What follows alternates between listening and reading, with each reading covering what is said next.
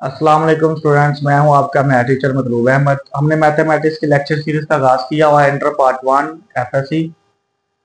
तो chapter number 1 complex number start किया, उसकी एक्सरसाइज 1.1 है जिसका क्वेश्चन नंबर 7 आज हमने करना है, जिसमें एक प्रूफ दिया हुआ है, शो दैट एओटा की power n plus 1 plus iota की power n plus 2 plus iota की power n plus 3 plus iota की power n plus 4 is equal to 0।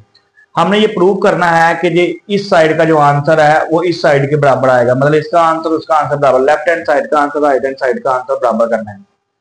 For all n belong to Z, इसमें जो n है ये natural number को belong करना है, sorry n belong to n मतलब नेचुरल नंबर को बिलोंग कर रहा है। तो अब हम इसको प्रूव करेंगे। सबसे पहले इसकी लेफ्ट हैंड साइड लेंगे। लेफ्ट हैंड साइड है एओटा की power n plus 1 plus iota की power n plus 2 plus iota की power n plus 3 plus iota की power n plus 4 is equal to. अब इन सब की पावर तोड़ देंगे, हम इन सब की पावर तोड़ेंगे, मतलब इसकी पावर सेपरेट, इसकी पावर, सबकी पावर को तोड़ देना हमने एओटा की।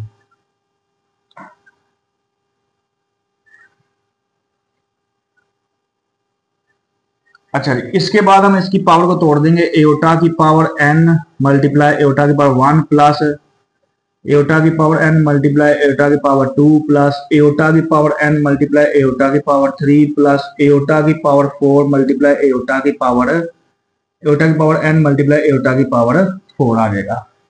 अब अगेन देखें, सबके अंदर एओटा की पावर n जो सा वो कॉमन आ रहा है, तो हम इनमें से कॉमन ले लेंगे। एओटा की पावर n कॉमन ले लिया, यहाँ क्या बचा एओटा, यहाँ बचा एओटा स्क्वायर प्लस यहाँ बचा एओटा क्यूब प्लस एओटा 4 आ गया। अब मजीद सिंप्लीफाई करेंगे इसको, मजीद हम सिंप्लीफाई करेंगे तो एओटा, ये एओटा स्क्वायर, एओटा की पावर 3, एओटा की पावर 4, ये चूंकि एओटा की पावर 3 और 4 इसको ब्रेक कर देंगे, क्योंकि एओटा की पावर इवन होगी तो सोल्यूशन करना हमारे लिए इजी है। बाहर एओटा की पावर n वैसी रहेगी, aorta plus aorta square plus इसको तो ब्रेक कर दें, इवन करें, एक एओटा सेपरेट कर दिया, साथ में एओटा स्क्वायर आ गया, प्लस इसको एओटा स्क्वायर का स्क्वायर कर देंगे, क्योंकि एओटा वाली वैल्यूज को एओटा स्क्वायर के बगैर, एओटा स्क्वायर के रखते हुए हम इसको सॉल्व कर सकते हैं। तो यहाँ पे आ जाएगा एओटा की पावर n एओटा प्लस इसकी जगह पे -1 आ जाएगा, प्लस आ गया एओटा, इसकी जगह पे -1 आ गया एओटा स्क्वायर की जगह पे, प्लस एओटा स्क्वायर -1 और उसकी पावर 2 है तो साथ में 2 कर दिया। एओटा की पावर n वैसे ही आ जाएगा, अंदर एओटा आ गया, plus minus -1 plus minus minus aorta, तो प्लस आ जाएगा। अब -1 का स्क्वायर करेंगे तो प्लस का 1 आ जाएगा। अब देखिए, प्लस एओटा और माइनस एओटा कैंसिल, -1 और +1 कैंसिल, तो बाहर एओटा की पावर n आ जाएगा, अंदर आ जाएगा 0 और 0 इससे मल्टीप्लाई करके आंसर आ जाएगा 0। अब देखिए, हमने लेफ्ट हैंड साइड को लिया था और लेफ्ट हैंड साइड का आंसर आया 0, जो कि राइट हैंड साइड के बराबर है, राइट हैंड साइड के बराबर आ चुका। तो हम लिखेंगे hence proved left hand side is equal to right hand side. लो जी, हमने क्वेश्चन नंबर 7 कंप्लीट कर लिया। अब हम क्वेश्चन नंबर 8 की तरफ मूव करेंगे।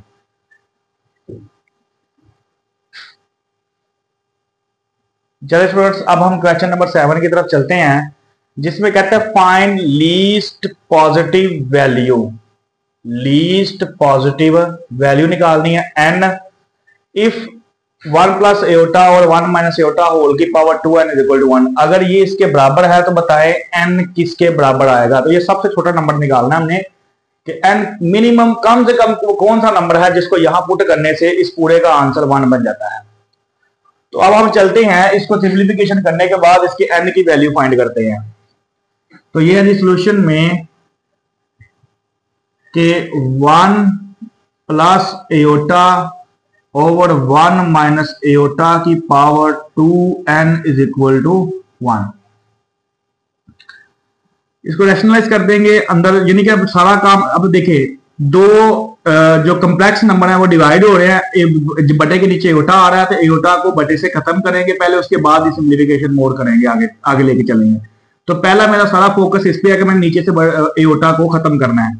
तो एक ही प्रोसेस है, नीचे वाले के दरमियान सिंबल चेंज करके इसी से मल्टीप्लाई, इसी से डिवाइड कर देंगे। 1 plus aorta over 1 minus aorta, multiply कर देंगे, सिंबल चेंज करें इसका, 1 plus aorta over 1 plus aorta, और बाहर जो पावर 2 है ना वैसे की वैसे रहेगी। ये सारा काम ब्रैकेट के अंदर होना है, पावर को भी कुछ नहीं करना।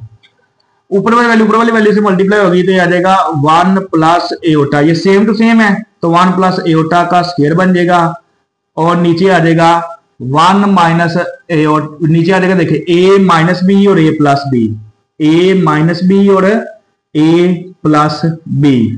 तो यहां पे आ जाएगा हमारे पास 1 ए स्क्वायर माइनस बी, ए स्क्वायर 1 का स्क्वायर माइनस बी स्क्वायर मतलब एयोटा का स्क्वायर, और होल की पावर आ जाएगी 2n इज इक्वल टू 1।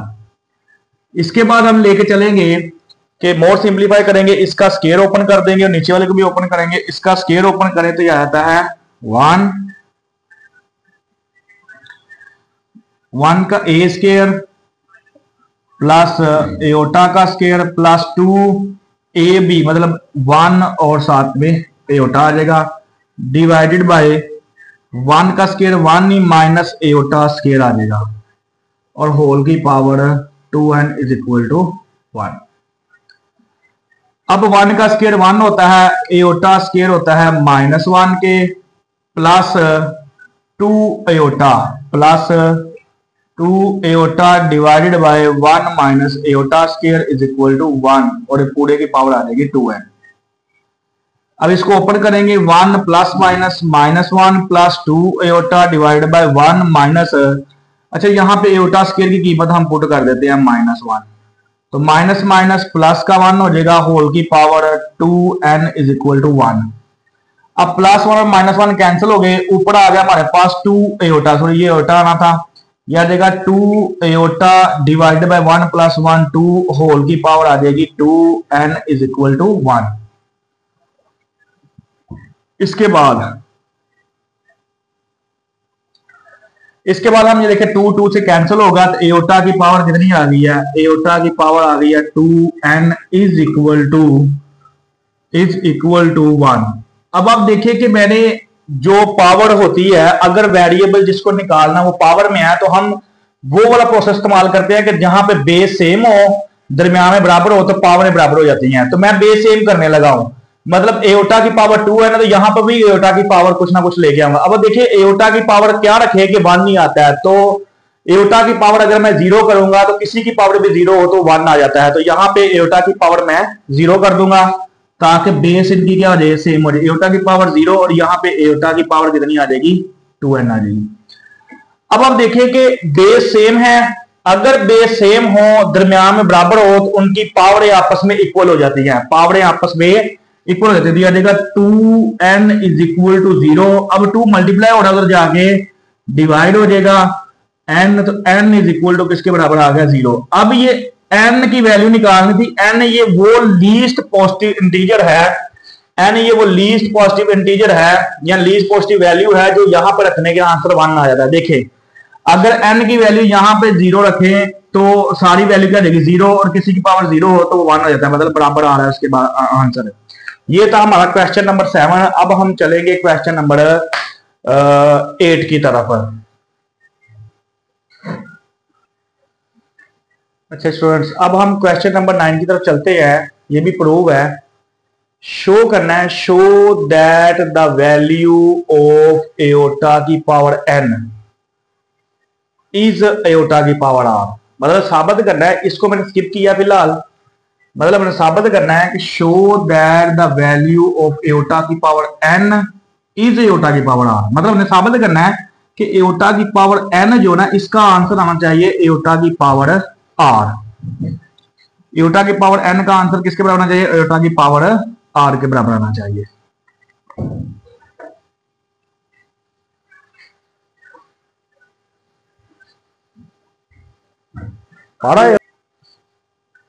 अच्छा अच्छा स्टूडेंट्स, अब हम क्वेश्चन नंबर 9 की तरफ चलते हैं। हमने करना है show that the value of iota की पावर n इज एयोटा की पावर r, यानी एयोटा की पावर n की जो वैल्यू आनी है ना वो एयोटा की पावर r आनी चाहिए। ये हमने प्रूव करना है।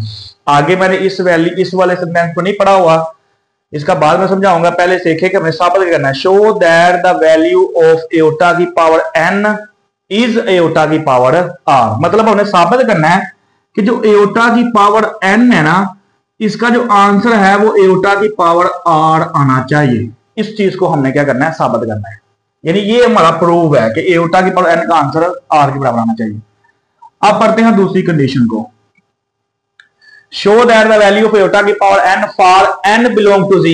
n जो सा वो एक इंटीजर है एंड n ग्रेटर देन 4, मतलब n जो भी है वो 4 से ग्रेटर होना चाहिए। 5 6 7 4 और 4 से छोटा नहीं होना चाहिए, 4 या 4 से बड़ा। कहता है n ग्रेटर देन 4 है, फिर ही उसकी वैल्यू एयोटा की पावर r आती है। Where r is remainder, r क्या है, एक रिमाइंडर है। पहले इस चीज को समझ लेते हैं। मैंने साइड में लिखा हुआ है कि एक डिवीजन जो होती है, डिवाइजर जो अंदर वैल्यू रखते हैं डिवाइड वाली, वो डिविडेंड होता है, और बाहर जो डिवाइड करता है डिवाइजर होता है। ऊपर जो आंसर आता है कोशेंट और नीचे होता है रिमाइंडर। यानी डिविडेंड, डिवाइजर, कोशेंट और रिमाइंडर, ये पूरा प्रोसेस है। जिस तरह मैं यहां पर लिखता हूं कि आप लिखोगे 21/5, तो ये 21 इनसाइड आएगा और 5 जो है आउटसाइड आएगा। तो ये डिविडेंड है, ये डिवाइजर है। इसको मल्टीप्लाई करेंगे तो ये आ जाएगा 5 को 21 आएगा, 5 को 4 से करेंगे तो 20 और नीचे आ जाएगा 1। तो ये कोशेंट आ गया, क्यू कोशेंट, ये आ जाएगा डिवाइजर और ये आ जाएगा डिविडेंड और ये आ जाएगा रिमाइंडर। ये है भाई, मतलब कि इस वैल्यू को इस तरह हम लिख सकते हैं। तो अब मैं इसको लिखने का एक और तरीका बताता हूं, कैसे लिख सकते हैं आप देखिए जरा इसको, कि जब इसको लिख सकते हैं एक और तरीका कार है लिखने का। डिविडेंड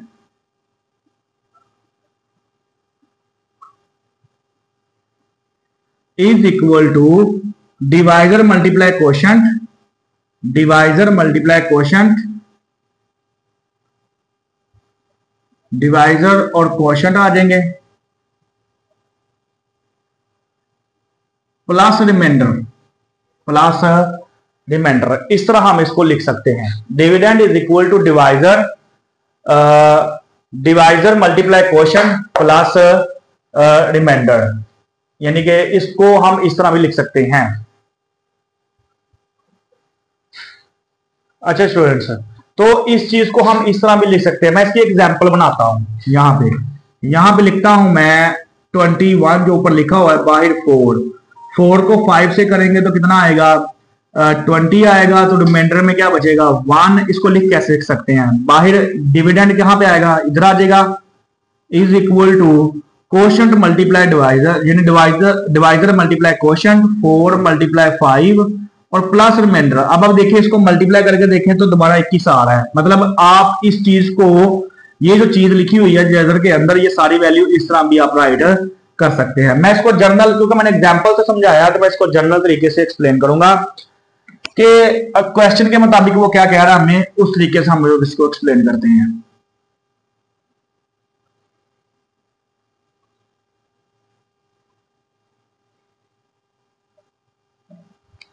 अच्छा जी, अब उसने कहा था कि एयोटा की the show that the value of iota की पावर n पर n बिलोंग टू z और n 4 से ग्रेटर है, इज एयोटा की power r and where r is reminder.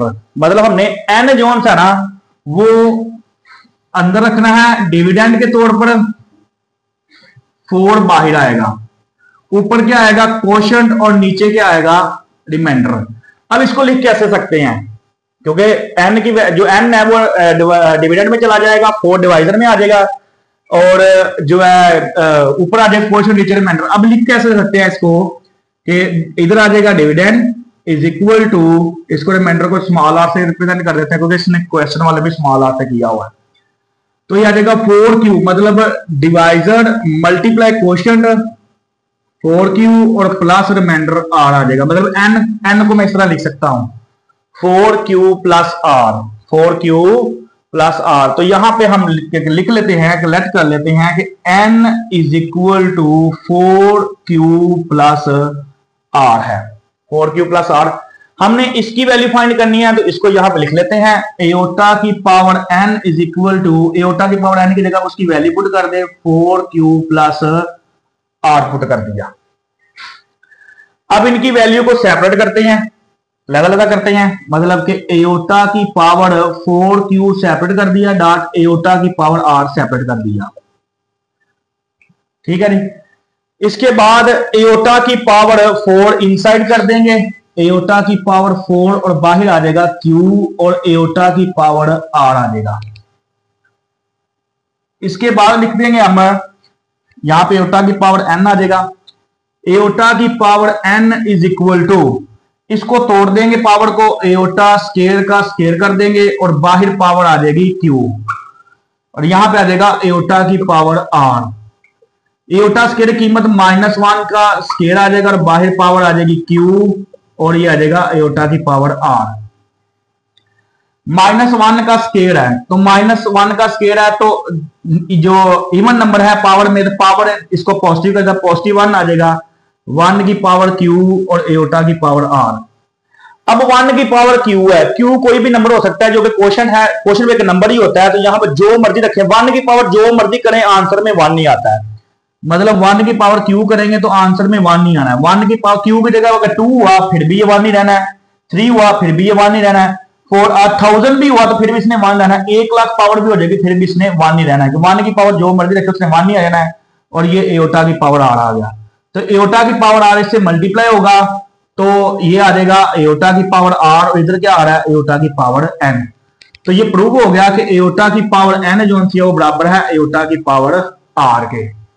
ठीक है, तो यही हमने क्या करना था, साबित करना था, हेंस प्रूव्ड। तो ये था हमारा क्वेश्चन नंबर 9, जो कि हमें उसने कहा था कि aorta show that the value of aorta की पावर n इज एओटा की पावर r, मतलब इसकी वैल्यू ये है। तो हमने साबित कर दिया कि एओटा की पावर n किसके बराबर है, एओटा की पावर r के। तो ये हमारा क्वेश्चन नंबर 9 था। तो आज हमारी जो एक्सरसाइज 1.1 है वो कंप्लीट हो चुकी है। अगले लेक्चर में हम एक्सरसाइज 1.2 का आगाज करेंगे। अल्लाह हाफिज।